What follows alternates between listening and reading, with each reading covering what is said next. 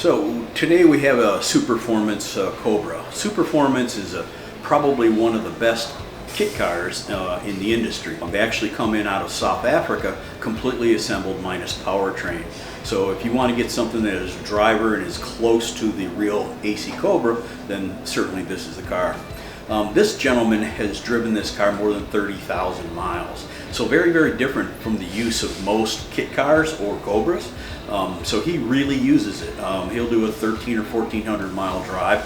So drivability was a real issue. Well, the SuperFormance is a fantastic car, but some of the electronics and fuel system are kind of dated. They use a very, very dependable fuel system and ignition system. It's a Ford DuraSpark that was used predominantly in the 70s, late 70s, early 70s. They work really well as far as dependability are concerned. The challenge is that it doesn't do any of the technical things that we need it to do today. It doesn't play with ignition timing, the fuel system, again, and the carbureted application is a little bit sketchy, but they've come a long way as far as that is concerned. Drivability was the reasons why this car came in and had a hesitation. It would backfire out the carburetor, so it was really kind of a combination of issues.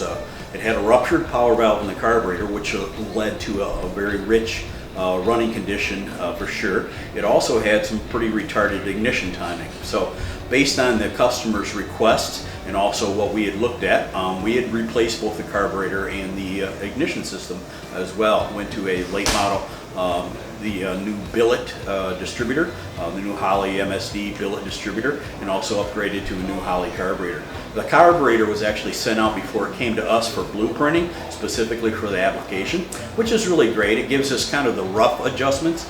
We found that we needed to do a few other changes. We had to change the power valve so that it gave the fuel a little lower in the RPM band. We also ended up rejetting both the primaries and secondaries and also changing the air bleeds. So a carburetor has a lot of adjustments. You need to understand what each one of them do. Most of it is jetting changes. For the most part, what you can adjust with a screwdriver is simply the idle and the air-fuel mixture. But this one took a little bit deeper. The challenge is that we need to do that then in steps as well. We put a wide band oxygen sensor on it so we can read in real time exactly what's going on. So after the adjustments, the timing reset, us playing with the carburetor, it's turned out fantastic. It runs extremely well, and he's ready for his very next journey. And I know that he's heading out across the country. So we're happy to see him. Happy to see him be able to be dependable with his car once again.